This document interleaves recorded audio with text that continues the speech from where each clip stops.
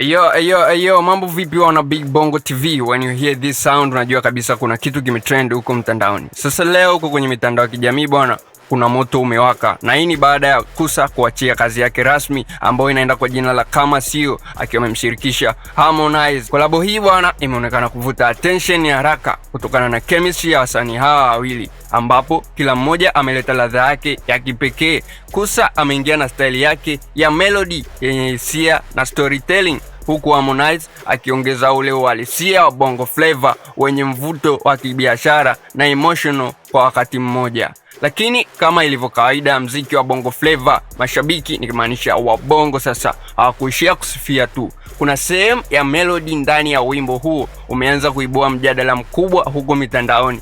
Wengi wanasema imewakumbusha mbali cause ni vibe fulani hivi kama wame copy na kupaste melody kwenye nyimbo ya zamani ambayo inaitwa Kama Sio Juhudi Zako Nyerere. I hope na nyinyi mnaujua huo wimbo, Kama Sio Juhudi Zako, you know that. Sasa ukisikiliza vizuri melody ambao wametumia kwenye huu wimbo Kama Sio ni kama vile wamechop fulani hivi. Baadhi ya mashabiki wanasema hiyo ni kawaida kwenye muziki. Wasanii huinspire kutoka nyimbo za zamani na kuzipa uhai mpya kwa style ya kisasa. Wengine wanahisi ni coincidence tu ya muziki, kwani production arrangement ya Kama Sio imefanywa kwa ubunifu mpya kabisa unaoendana na sound ya kisasa ya Bongo Flava.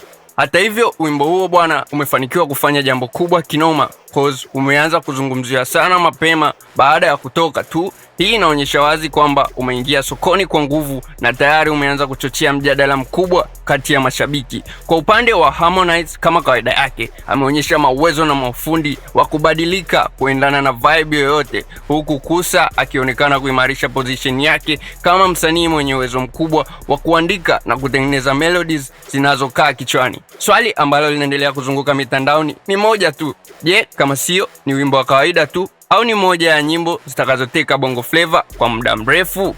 Majibu yameachwa kwa mashabiki, lakini kilichowazi ni kwamba Kusa na Harmonize wameleta gumzo jipya kabisa kwenye game ya muziki wa leo. Sasa nikukumbushe tu, usahau kusubscribe, like, comment, share, turn on notification ili uzidi kupata updates ya matukio mbalimbali yanayozidi kujiri every time. I'm out.